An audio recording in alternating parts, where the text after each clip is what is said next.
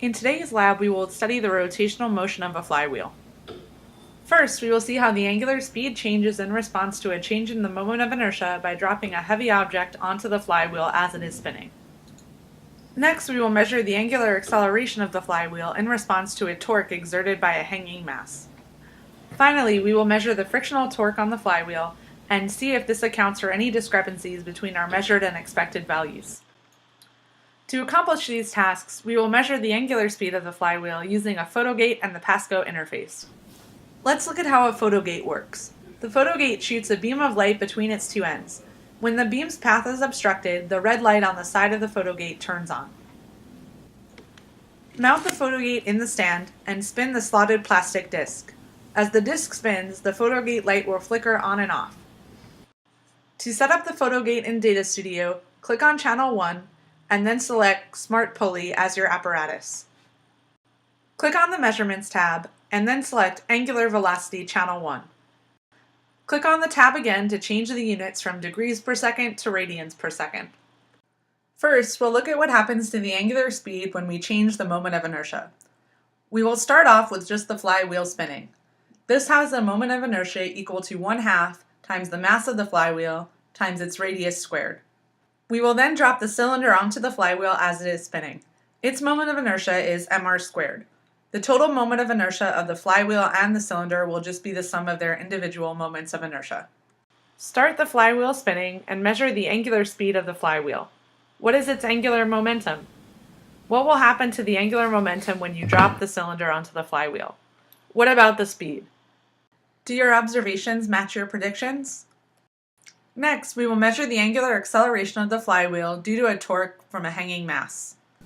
To set up this experiment, cut a piece of string about 1 meter long and tie a large knot on one end.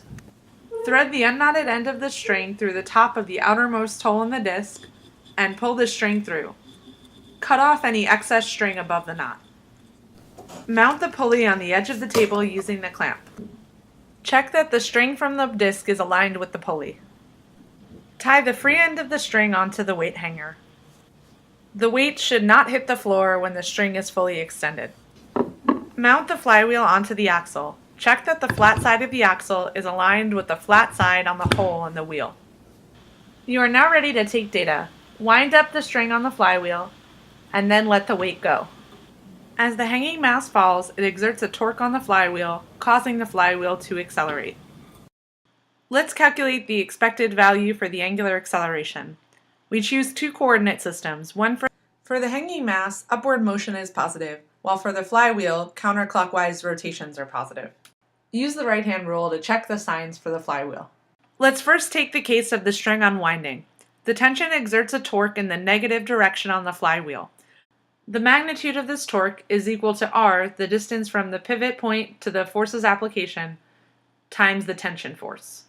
We then set this equal to the moment of inertia of the flywheel times alpha.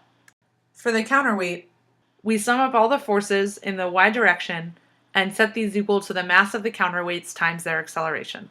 As the weight accelerates in the negative y direction, the flywheel will also accelerate in a negative direction.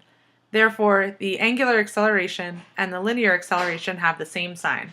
The magnitude of the linear acceleration is equal to r times the angular acceleration. We can use this constraint to relate the motion of the flywheel and the mass and solve for the angular acceleration of the flywheel.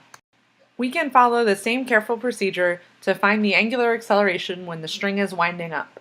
Plug in your measured values for the different radii and masses to come up with an expected value for the angular acceleration. Let's look at the data that you will take using Pasco. When the weight switches direction, the slope of the angular velocity changes signs. To find the flywheel's angular acceleration, apply a linear fit to the angular speed for both the upward and downward motion. The slope of the angular speed is the angular acceleration.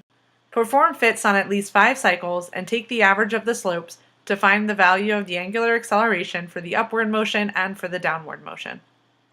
How do these values compare to your predictions? To measure the frictional torque, start the flywheel spinning and record the angular speed over time for at least 1 minute. Then find the slope of the angular speed. How does this relate to the frictional torque? Does this torque explain any discrepancy between your predicted and measured values for the angular acceleration?